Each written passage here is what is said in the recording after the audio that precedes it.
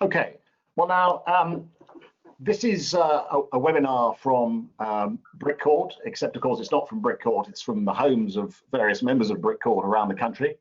And we're delighted to have you all with us. These are 4 of Brick Court's finest mediators, assembled to give you the benefit of their views. The question we've asked ourselves is, how do we get more out of mediation? Let me stress immediately that the we in this question is not the four of us trying to raise our fees or build our practices, but it is the mediation community at large, and more particularly and most importantly, the clients who bring you their cases and the parties who come to our mediations. How do they get more out of mediation? We're going to keep it fairly conversational. There will be no PowerPoints. Any case names will be mentioned only by accident. This will be a discourse which we'd like all of the panel members to feel free to join in on, and we would like you to join in. And I realize chairs in this situation always make this plea, and nobody pays very much attention, but it would be great if any of you have questions, either about what we're talking about or more generally, if you could email marketing@brickcourt.co.uk. So it's the usual email tail, brickcourt.co.uk, and it's marketing@brickcourt.co.uk.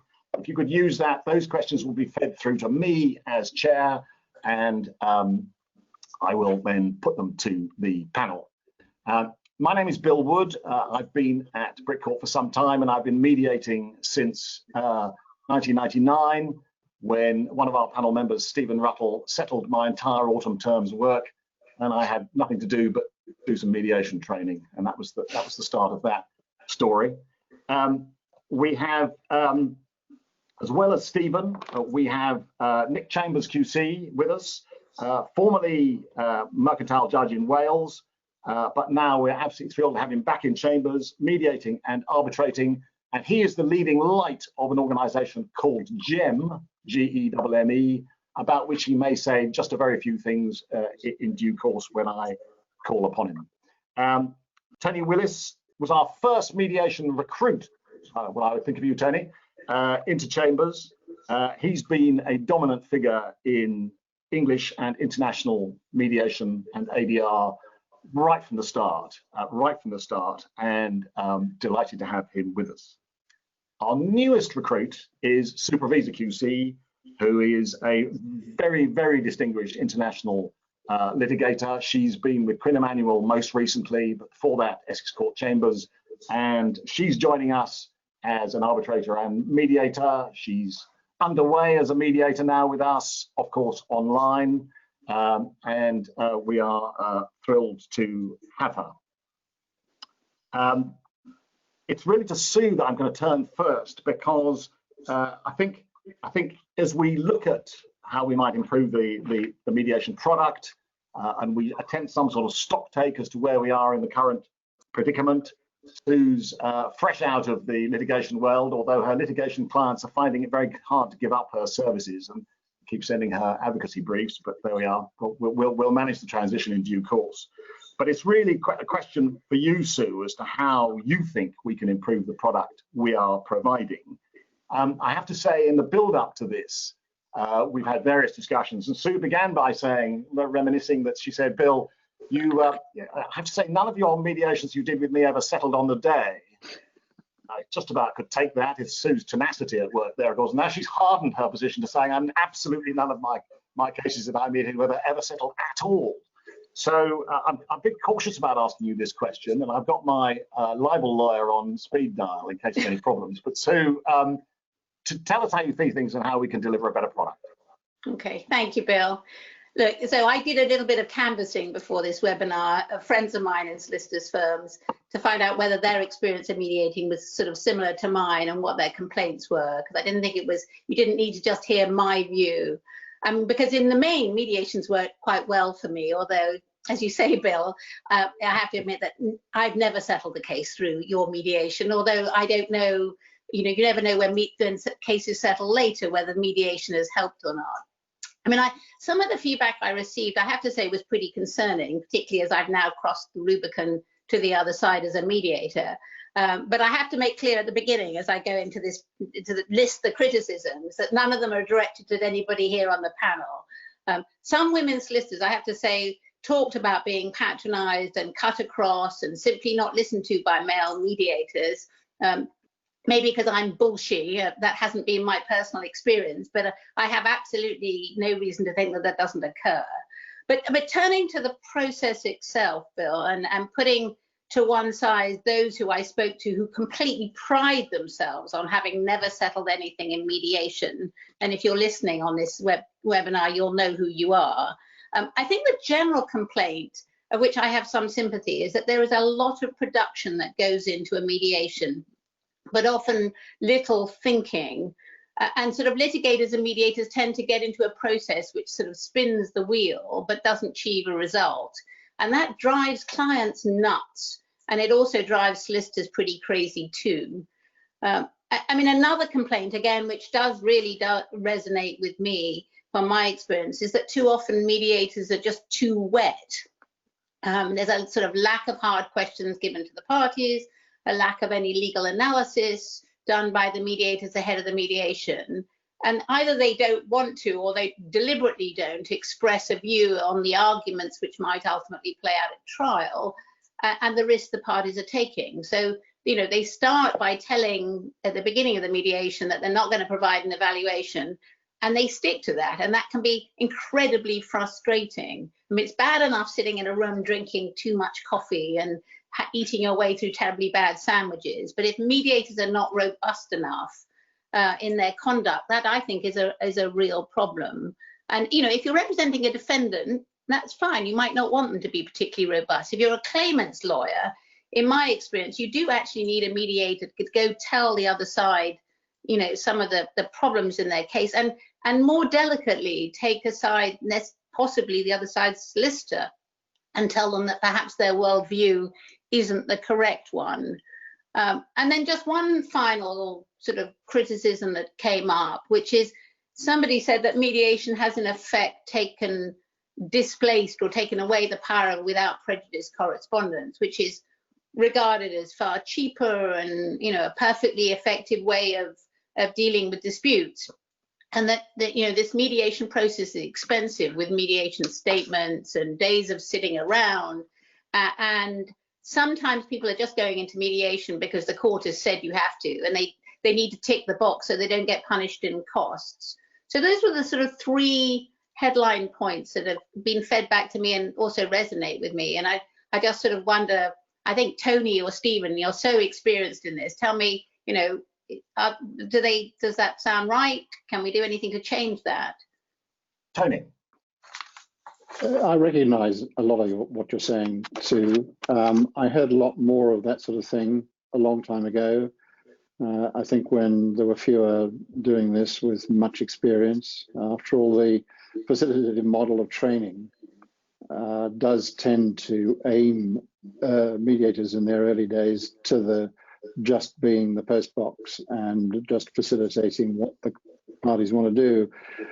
I would hope that it doesn't happen now nearly as much as it used to, but the key to it is not sitting back and waiting for the day and then folded arms say, what do you want us to do? And there was certainly a tendency some time ago to do that. The mediator got appointed, got the papers a bit late, had perhaps a couple of phone conversations, and then turned up to meet people for the first time. Just not good enough in most major matters. It is critical that the mediator, when appointed, gets a hold of the lawyers involved, talks to them, tries to understand what the issues are, what's preventing agreement, and what issues are going to have to be got over to get agreement.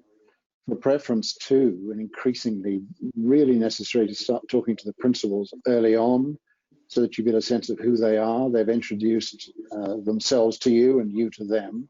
I think it's the height of presumption to breeze into a room with a dozen or so people who've never met you before and start battling them around the ear about what are frequently major career-threatening or business-threatening issues.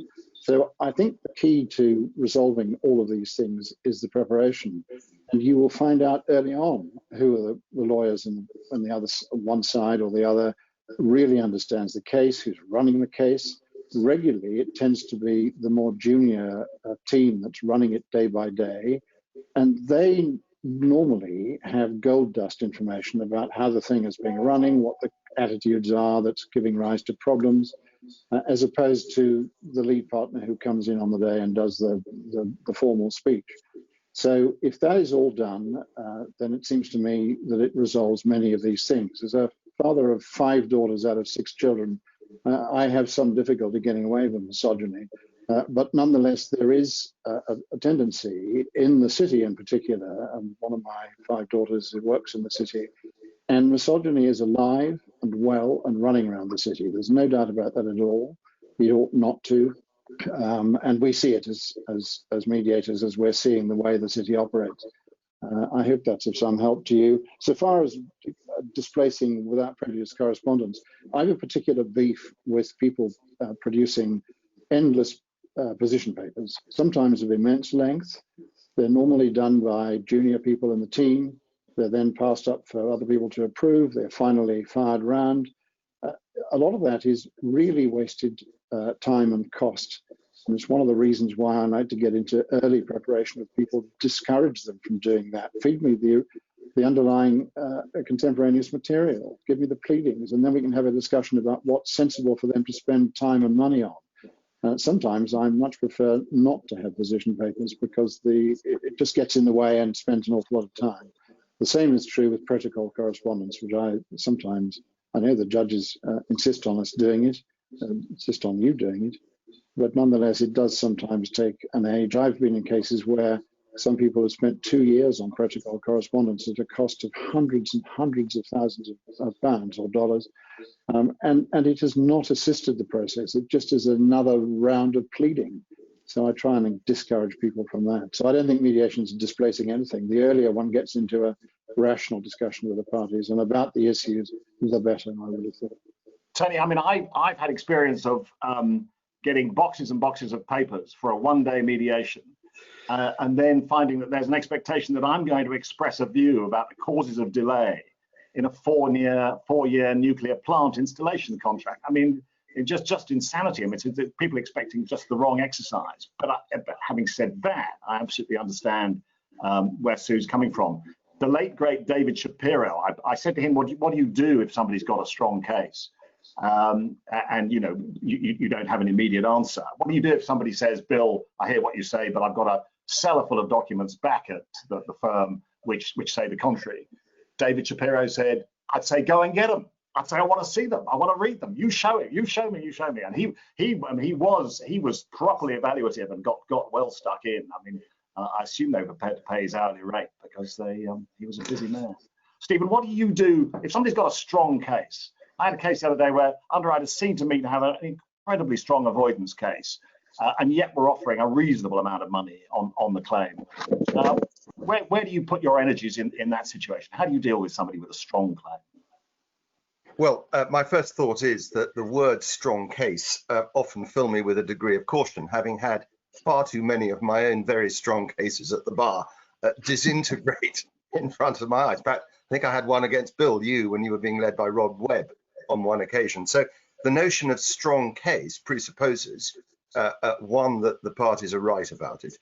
Secondly, if you think that they're right, both of which may or may not be the case.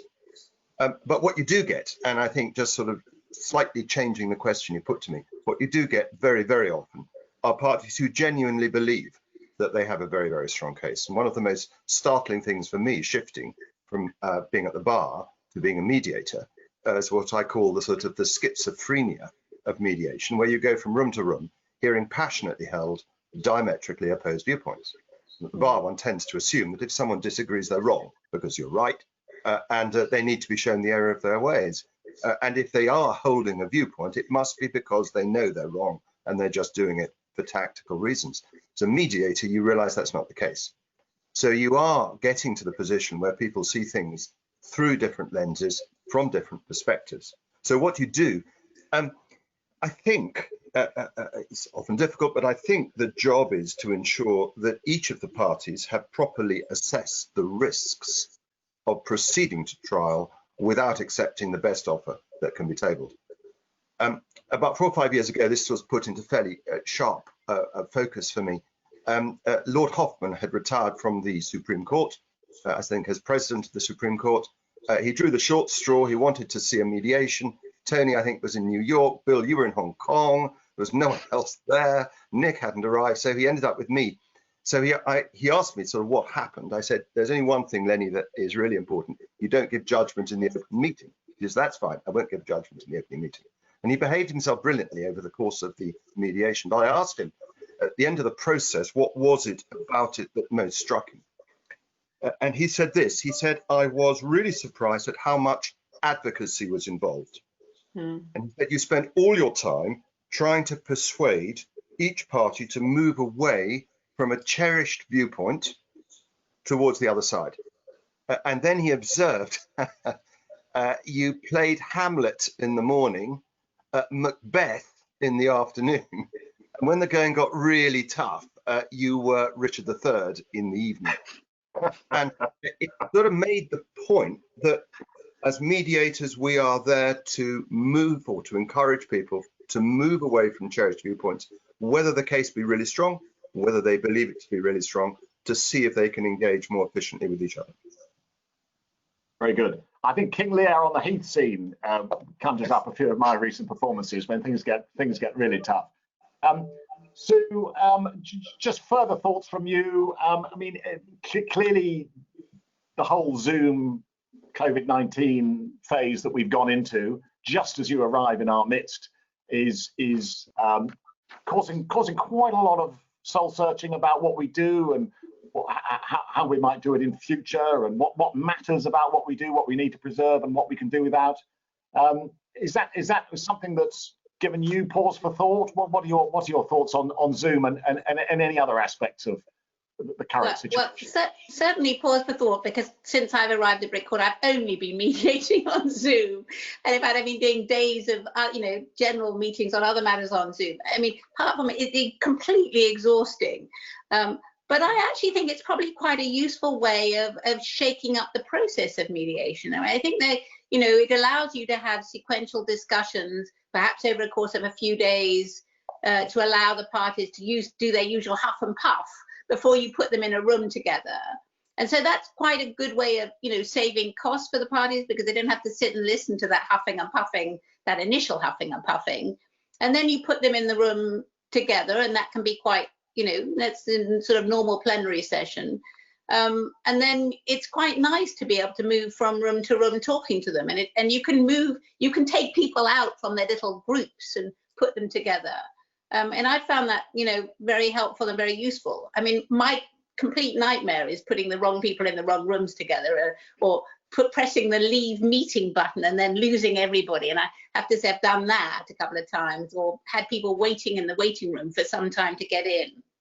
But I think, I mean, I don't have huge experience of it, but the experience I've had over the last couple of months, I do think it may be a way of shaking it up a bit. I mean, I'd be very interested in Stephen's view, because I think he's been doing quite a lot of this over the last few weeks and months. Yeah, Stephen. Initially, I mean, perhaps like you, I was a real skeptic, and like many solicitors I've talked to, the view I had is that the sort of magic dust factor of mediation would be lost if you didn't have the ability to meet people, move from room to room, and all the rest of it. I've done a fair number over the course of the last 3 months, and I've been surprised at how effective the process is. The settlement rate is, I think, much the same. I'd say 3 out of 4, 4 out of 5, that sort of number settle. As ever, many of the cases that settle after the mediation day. And one of the uses of Zoom is that it's much more efficient in keeping in touch with solicitors and particularly clients. So clients who typically will have flown back to wherever, to Beijing, to Moscow, to Cape Town, or wherever they've come in from the mediation, and which means you're then out of touch with them. You can talk to them much more easily on Zoom, having begun that process there. So I think it's quite effective. I also think that there are some surprising benefits that I certainly wasn't expecting to it. The pre and post mediation phone calls that most of us would normally have done are now much better done on a Zoom or some other platform like that, where you can meet the individual. So rather than having a disembodied voice, you have a person, and that's much more effective. It's much easier to arrange, obviously, these discussions with people who are coming. And one of the interesting things I've found, at least, is that when you mediate from home or from a more personalized situation, an office, you have an extra factor. It's what I call the sort of the personalizing of the combatants factor. Part of mediation is trying to help fix people's problems, which involves the analysis and engagement on the issues, the advocacy. Part of it, though, is helping people fix their own problem and to help them personalize each other. And you are combatants, and you're trying to create that greater rapport between the people. And mediating from a home environment actually does something. Also, as a mediator, when we're mediating from our own home environments, something slightly extra is added to it. So I found that effective. Difficult conversations you sometimes need to arrange in mediations are slightly less intimidating when they are done virtually than face-to-face. The physical intimidating presence of your opponent, which may generate fear or anxiety or anger, is slightly less acute when you're doing it online. But I think the point that I'd really come back to, Sue, is your point that I think this does offer a really good opportunity for a significant shake-up of a process, our mediation practice, that has been largely unchanged for probably 25 years. And typically, you get the papers for the mediation 3 or 4 days beforehand. There's a short pre-mediation chat. There's a plenary in which the lawyers argue the cases against each other, seeking to show the other of the error of its ways. The parties then stay locked in rooms while the mediator shuttles or sometimes shuffles proposals backwards and forwards, and the attrition and boredom prevail, and eventually a deal is struck at about 9 o'clock, or minimal movement and polarization, and everyone leaves frustrated and angry. Now, that's obviously an overstatement, it's a generalization, but there are aspects in that process that we all recognize, and you guys as the users of the process probably recognize as well. What I think the virtual mediation does enable us to do is to look at more efficient ways, picking up, Tony, the point you made, Sue, you made earlier, about getting mediators involved in the process at an earlier stage. For a number of years now, I've been encouraging, certainly in the larger, more complicated mediations, encouraging an initial meeting with lawyers, not usually with clients, sometimes 2 months ahead of the proposed mediation date, which operates a little bit like a directions hearing. Not quite a directions hearing, because the mediator, you can't give directions, but it's an opportunity for the mediator to be involved in the design of the process. And if you can get involved with the lawyers, with you guys who are working with the process, get involved in the design, it means that you've got the mediator who is involved, accessible, and in a position to help in the run-up to the mediation itself. And the practice I've suggested in the past is a couple of hours, you work through a draft mediation agreement, and as you do that, you tick the various boxes as to how this process can best be developed. And in the course of that, you normally pick up the problems that are likely to arise. You can think about who's going to represent, who will be there, and you talk it through. Using Zoom or one of these platforms gives you a much better opportunity at doing that at a much earlier stage. And if you get your mediator on board, one, the mediator is able to do a better job of what I call the fixing of it, the advocacy, the analysis of issues, the clarification of what's going on. And then secondly, particularly, and this is new to me on Zoom, the opportunity to meet the clients well in advance of the mediation. That can be invaluable, absolutely invaluable. because mediation isn't just about fixing problems. We fix things, the sort of the I will fix you, the sort of the Coldplay concept. It's about helping people fix their own problems when the numbers are such that you, as a mediator, just can't do it. The gap is massive. And to be able to work with the client such that you can understand not just what the legal drivers are, but the commercial issues, sometimes the emotional issues, sometimes the broader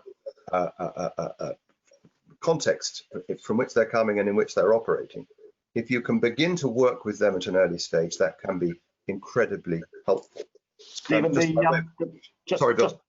to pick something up there. I mean, one of the things that I've been discussing with Jeff Sharp, one of our key mediators, who I hope is fast asleep in Wellington, New Zealand at the moment, but talking to him about it, clearly New Zealand had its lockdown, has emerged from its lockdown, and is a sort of a snapshot of what we might expect when in due course things ease up a bit here. He says mediations are now face-to-face again. He's now flying to Auckland and Christchurch and doing his face-to-face stuff. But people are using Zoom for preliminary meetings because it's so easy, and they've discovered that it's a really good tool from that point of view. So there's a sort of optimism from the other side of the world there as to, you know, the kind of hopes you're expressing being made good. But just one thing about the way things are working on Zoom, mediations are happening very fast. I mean, they don't have a lead time of seven weeks anymore. They're within 10 days. People who don't have to worry about flights, they don't have to worry about hotels. People are booking big mediations with 10 days to go, which is absolutely great. And I just wonder, Sue, from your point of view, is there a danger of things getting too cumbersome if you have too much process in advance? I mean, I think two things that jumped up from what you were saying, Stephen. One is, I think 2 months ahead is quite far. I mean, obviously it depends on the case, but you know, things can change quite radically in the course of a litigation over 2 months. I think there's a reluctance on solicitors. I mean, I know on my part, when I was on the other side, of allowing the mediator anywhere near your client until the last possible moment. So, you know, as much as one wants to move that process on. But I think there is a concern of just building up a parallel process to the court process, which will become cumbersome with directions, and there'll be an aversion to that, rightly or wrongly. Tony, any thoughts? It is surprising that the meet and greet aspect of getting access to a principal is really important. You're not in the same room with them, so the knowledge you get of who they are and what kind of person they are is limited, but it is thousands of % better than breezing into the room never having met them. Sure. And in the case I'm doing on Monday, I've already spoken to one set of principals, and I've been doing the other set of principals this afternoon. And I've been given hundreds of % more information about the kinds of people involved, what really bothers them, the kind of people they are, and how the team works between themselves. So, and that's very close to the mediation itself, because it was arranged reasonably short notice. But I think that is the jewel in access to the individuals, frankly, rather than the notion of anything remotely approaching directions. But a very early discussion with the lawyers, I repeat, and I agree with Stephen, trying to help them to minimize the cost, to do things which seem likely to advance the chances of success, identify what the really serious blocking points are. That all seems to me to be really important, and it ought to save cost rather than the other thing. And particularly if they don't write me 20-page position papers that actually don't help a great deal, but repeat what's in the pleadings. I mean, it's just no damn good at all. And although they will do what they want to do, all they can do is be guided by me, but they are free to ignore my guidance. But mostly I think people are reflecting that. But I repeat, getting access to the principal seems to me to be really important. It's just I think there's one thing to be careful of, which is that as people return to their offices, we're going to stop having that wonderful access that Stephen was talking about a moment ago of a single portrait of the key decision maker on your screen. And you're going to start addressing a video conference room with 7 people in it and a camera that tracks the sound. And that is so much worse. But it's what we're going to get. I've started to get it already. I don't know about you, but it's just suddenly you're trying to work out whether the thing in the corner of the picture is the general counsel of the oil company or a water cooler. It's very hard to see. and that rapport is lost. So we may have had a very special time that we won't necessarily keep forever. Listen, I'm going to move things along a little bit. We've got some excellent questions coming in, and I want to leave time for those at the end. But I also want to bring in Nick, who's waited patiently. Nick, the particular thing I want to ask you about is the thesis of a very important, in my view, a very important speech you gave 2 or 3 months back, emphasizing the possible role of judges in ADR, giving ADR a much broader description than just mediation. It's a speech which is available on the ICLR website, and people should print off the PDF and have a good look at it, because it's extremely challenging. It's extremely challenging to me because it points out that a report I co-authored took far too narrow a view of what was available in ADR and was far too mediation centric. A rebuke I absolutely accept. But Nick, remind us of the title of the speech and tell us what its central thesis was, if you would. It was a GEM speech, of course. You may want to tell us what GEM is quickly in process. Well, it was called Settlement is the Future with the Judges. And it arose out of the fact that some years ago I became a member of an organization called GEM, which is actually the title representing it in French, which is Groupement Européen des Magistrats pour la Mediation. But it has its English section, of which I'm happy to say Bill is a member, and of which I am the vice president. And the idea is that one tries to see how matters concerning the consensual settlement of disputes operate largely within the legal system. And that has given me the opportunity to have a look around the legal system. And one comes out with this vexed reference to silos, but in fact, one does find that in different areas of the system, different attitudes and approaches are taken towards the settlement of disputes.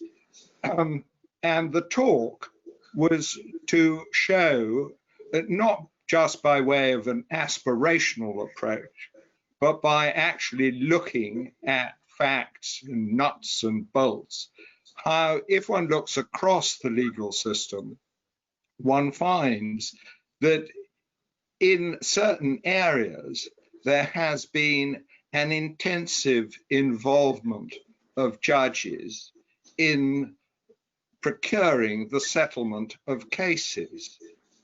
So the talk was looking at, for the most part, within this country, but also elsewhere. In Germany, for instance, they have a system of involving judges in the settlement of cases. They really just take over the cases for purposes of settlement and get on with it. So coming back to where we are today, it starts off, as many of you may know, on the family side, with financial dispute resolution appointments, which really are standard on the family side, where there is an unresolved financial dispute. And what happens is, in a sense, you have a sort of case management conference, and the judge takes a central role in trying to help the parties reach an agreement. There's a splendid Family Justice Council's best practice guidance, which came out as long ago as 2012, and as far as I can see, has operated without change ever since then. Drafted, I think, in part by Lord Justice Thorpe, who says the role of the judge, concern is sometimes expressed by both legal representatives and lay clients, and that is the absence of structured judicial intervention. That said, it is well to remember that in some cases it may be positively disadvantageous for such intervention to be too robust or too distinctly in favour of one party rather than the other. So having issued that warning, he then sets out essentially how people reading the guidance should understand these hearings will be conducted. Basically, you distill the questions between the parties, see what's outstanding, have a go at telling them what's likely to happen, and hope that it will all end by way of an agreement. Now, that's operated in probably over the years in tens of thousands of disputes. And a concern... The judge, sorry, Nick, the judge in charge of that hearing, first of all, is excluded from ultimately participating in the trial, obviously, but he or she gets to hear what the offers are, doesn't he? He says, well, what have you offered? You're spot on. You read the guidance, spot on. The parties must come across with their documentation, and that includes offers and counter offers. There's no without prejudice stuff as far as the judge is concerned. She or he just gets stuck in with full knowledge. Now, two interesting developments have occurred. One is that there was a big question as to whether or not that type of approach by way of consent would operate on what we could loosely call the civil procedure rules side of things. And it's been decided that that approach can be adopted.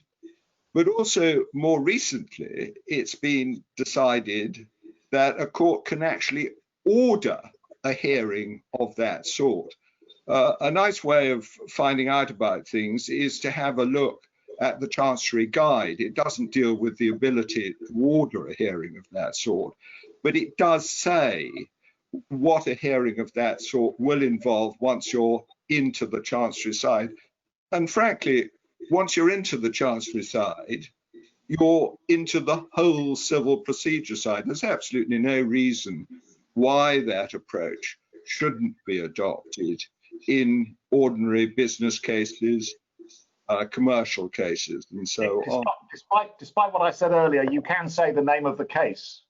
Oh, that's very kind. I was trying to prevent myself from doing so. Well, Lomax is the case. Lomax was, and this is the other thing we've got to focus on. There's a muddle in the model. I've been describing the model as it works. The trouble is that if you go to the rules, which were changed specifically to reflect this situation in 2015, you simply at 312M see that the court can make an order including hearing an early neutral evaluation, Now, in the past, the difficulty has been that there was a case called Seals, which is really why this change was made, where Mr. Justice Norris, dealing with an Inheritance Family Provisions Act case, was trying to decide, and did decide, that he had inherent power with the agreement of the parties to order an ENE. But that type of ENE is the classic ENE, the type of ENE, another case reference coming up, it's when Judge Burse, as he was, Mr. Justice Burse, as he now is, in the Pattons County Court, gave an ENE. I laugh because if you read this case, it's called Feos and Flying Trade Group, 2012. If you read it until you get to the last sentence or two, you think, golly, this is a lovely judgment. Then you get the last sentence that it says, well, you guys go away, consider it, and see what you can come up with. Now, that's not the sort of ENE I'm talking about. I'm talking about conciliation. I'm talking about a proactive involvement by the judge. And if you all forgive me for referring to a bit of French, at least starting off, there's a publication called Les Cours Françaises et la Médiation, and it's Pierre Gaudier. Now we get to the English bit. Conciliation differs from mediation in that the conciliator involves him or herself in the search for the solution to the dispute. So there we are. Listening to you guys earlier on, it's quite interesting that mediation, having started off, as Tony was saying, in this splendid sort of way that Postman Pat, has now become very much more hands-on.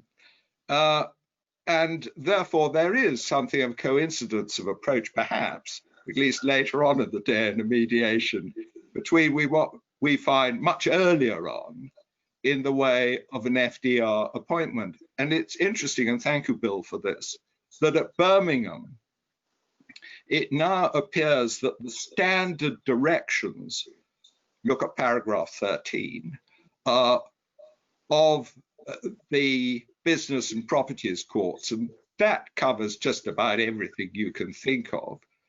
It looks to me, just reading their standard directions, as if a financial dispute resolution hearing is just something that's going to happen in the same way as in divorce proceedings. They're going to, Bill said he thinks it's a bit of an a la carte there. But I've noticed that when one gets to dealing with disclosure, there's heaps of different possibilities that they list, and say you just tick whichever one you're going to choose.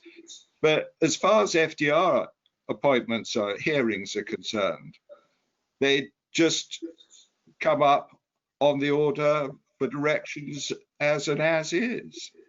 I mean, that provision's been there for at least a couple of years, and I'm struggling to find out whether it's used or not. I simply don't know. Tony. Two things to say. One is another example of E&E in a rather different environment, which I think is worthy of consideration. And this is a 2-day appointment. Number of days doesn't matter, but the principle remains. First day is an opportunity for an early neutral evaluation, normally from someone in the discipline. I did one a couple of years ago where the first day was attended by me as an observer, but both parties, and with a very senior Silk, who was a specialist in the field in question, which was a complicated issue of insurance and reinsurance. So both sides had a full go at their advocacy. They were given roughly half a day each. The Silk asked questions. He then produced an evaluation at about 8 o'clock that night. Day 2, after people had ground on his evaluation, was a full-scale mediation. The parties had both had a full go at it. They'd heard what a very experienced lawyer would make of it, and the mediation then resolved it with that benefit. That is a form of E&E stroke mediation that I think actually has legs on it and ought to be adopted. The final thing to say, just, Nick, you won't mind my tweaking your tail. The Fourth World War in the mediation industry over the last 25 years has been the civil lawyers saying that conciliation is different from mediation. It is absolute nonsense in the ordinary field that I operate in. And in the end, they've accepted that. So in the Singapore Convention, which I don't want to talk about, they've finally decided that all forms of dispute resolution involving a neutral third party is called mediation. So don't please start erecting yet further doctrinal issues about conciliation versus mediation. They're the same thing in the field we operate. I mean, Nick, do you think it's fair to point out that as you move to lower value cases, as you use to bulk areas of dispute resolution, things become more evaluative. They become, I'm thinking of the Financial Ombudsman Service, which deals with 1.2 million cases a year. We mediators are just mayflies dancing on the middle of a roaring stream by comparison to the amount of cases they deal with. I mean, those are necessarily quite evaluative. They're not. There's an element of conciliation in it. You end up with an ombudsman's view. And that's bound to be the way for those cases, isn't it? Yeah. The first thing is I raise no walls. Au contraire. what I'm trying to do is to be embracive rather than divisive. But the other thing is, yeah, I adopted in my talk what I say is a Benthamite approach. What is, of course, fascinating to some of the listeners, and now tweaking Tony's tale, here we are, 2 days. I don't know, what do we reckon that cost? A lot of money. Most of the disputes in this world just don't have that sort of money around. Most people who are involved in disputes, you've only got to look at the stats, thousands and thousands of small claims, of fast track, lower end of multi-track, and so on. And what I'm saying is that a good, robust Benthamite approach, you look to try and do as much good as you can for as many people as you can. That's the approach to take. Completely agree with that approach for those cases, Nick. I agree with you about the background of that. Good. Now, I've just got some questions that I just want to fire at people. And the first is from, I won't give a surname, but the first is from Samantha, who says, I'm glad to hear the acknowledgement of the misogyny alive and present in the mediation rooms as well as in the city. As a female litigator, I've been personally privy to this, both towards myself and female counsel. How would the panel suggest this is tackled in the mediation world? For example, further education of mediators to be aware of this as an issue. I'm going to go to Sue first, but I want others, everybody to think about this. Sue, further education, what's the answer? I mean, I think it's difficult because it absolutely does exist, and I know from personal experience that as I've got more senior, it's become easier to tackle that misogyny. So when mediators have, in earlier years just ignored me, I've had more courage in my conviction to haul them up on it. I mean, I think I think it's hard, but I think that the women who do experience that do need to sort of take issue with the mediators themselves.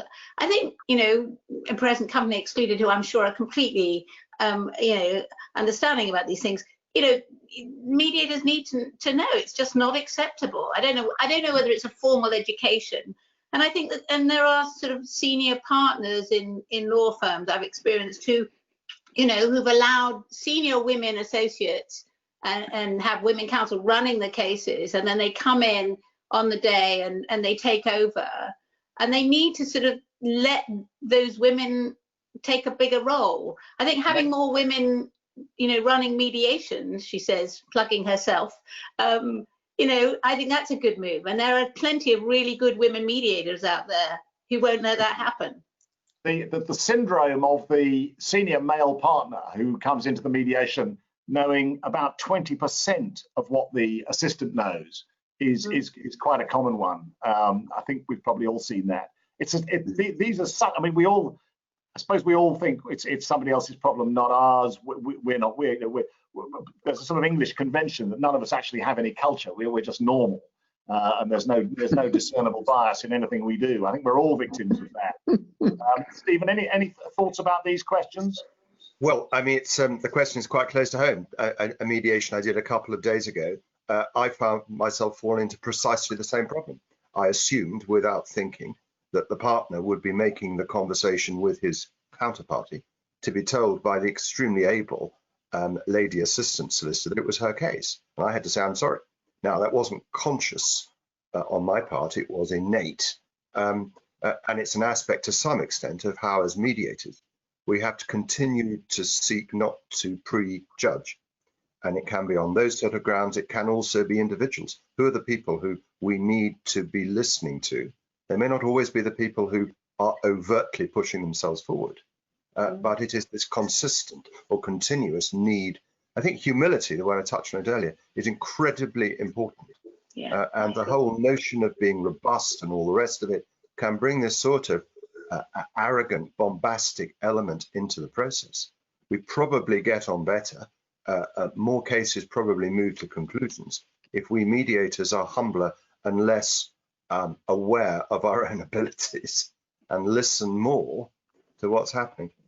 Tony, the Financial Times ran a piece on, I think, all forms of diversity, not just gender, recently, and you were discussing in that article you were quoted discussing I guess the challenge of making a more diverse body of mediators available. Any thoughts on that? Just taking it a little wider. It's difficult because the mediation profession, of course, is a lonely profession. We don't see what goes on in other people's mediations most of the time. We are individuals because 2 mediators, 3 mediators, 4 mediators would be an oxymoron, I think.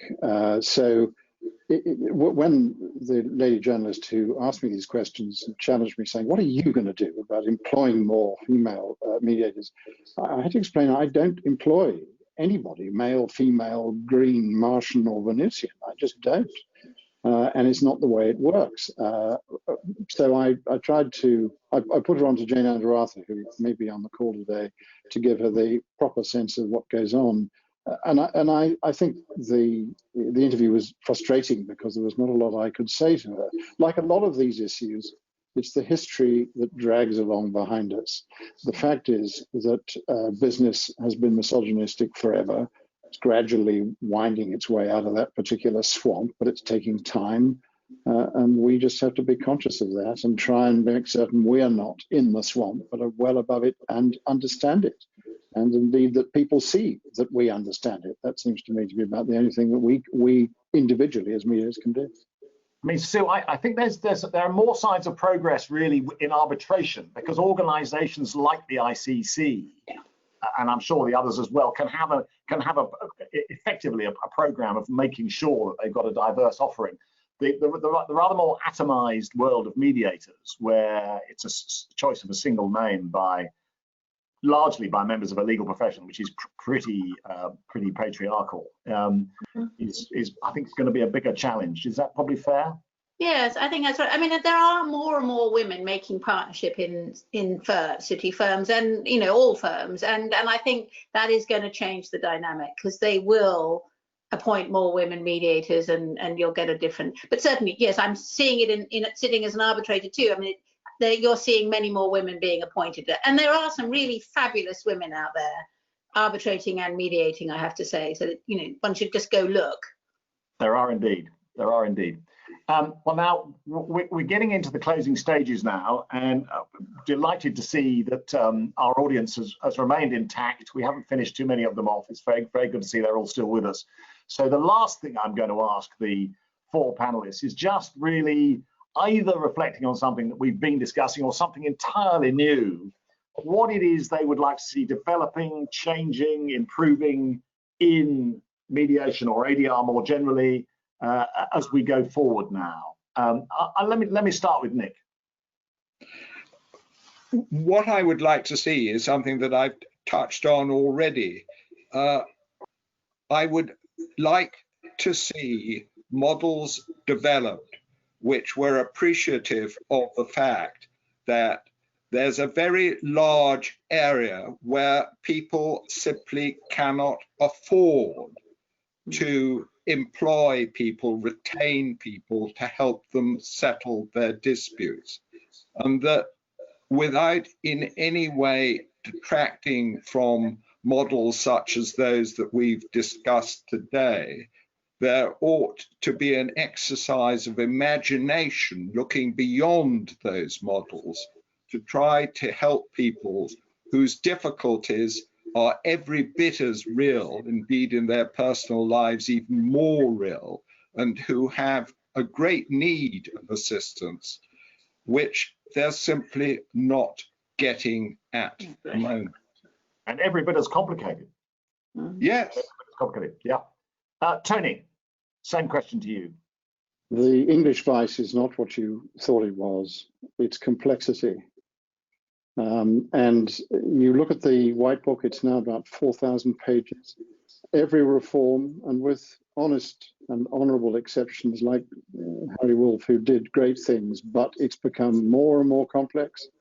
So the 2 things I would like to see is wholesale reform of the civil justice rules. They've become far too complicated.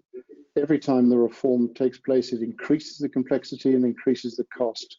Most of the reforms make things worse. The second thing I'd want is the state in this country, and indeed elsewhere as well, but particularly in the United Kingdom over the last 30 years, is understanding that the civil justice system is a public good. It's been frozen out of sufficient funding. There are not sufficient judges. The courts are in a terrible state. The IT is absolutely rotten. And this is what contributes to what I completely agree with Nick. This is the one thing in which we absolutely are in the same place. There needs to be a system which will enable the average Joe, like me, if he had a dispute and I really couldn't resolve it, to have it resolved by a judge. None of us could afford to do massive litigation. It's completely out of our hands because it's too expensive. It's like the writs, as the old phrase has it, that the courts are like the writs, they're open to everywhere. Well, they're not, we can't afford it. And that's a public disgrace. And we as mediators, of course, benefit from the fact that it's too expensive because we offer a door out of it. But it ought not to be the case. In an ideal world, we wouldn't have the cases we did because it would go before judges quickly, easily, and affordably. Sue? Well, I mean, I think just banging the drum that I've been banging already, I think I'd like to see more women taking the lead in mediations, in presenting them, getting involved in them, and mediating. I think, I think that would be a very good thing. Great. Stephen? This is really me wearing my community mediation hat, but I think I'd say I'd like to see us commercial mediators who are immensely privileged in what we do and the income we receive, to take ourselves less seriously and to take the process more seriously, because we're living in an age of huge polarization where the need for people in the middle to help those polarizing re-engage, as it were, creating a new center, remassing the middle. It is a need of huge urgency. Okay. And those of us who are trained as mediators, facilitators, conciliators, call it what you will, are people in the middle whose job is to help those polarizing come back together again. And the commercial mediation world, I think, could head up something really quite special in extending this vision, this sort of grown up and holistic view of what we're doing. Great, fantastic. A client of mine at the end of 2 hours of discussion in conference once said, Mr. Wood, I think we've improved the question out of all recognition. Any chance you've been able to hazard an answer? Which I think the four of you have done more than just improve the question. I think you've done brilliantly, and I'm very grateful.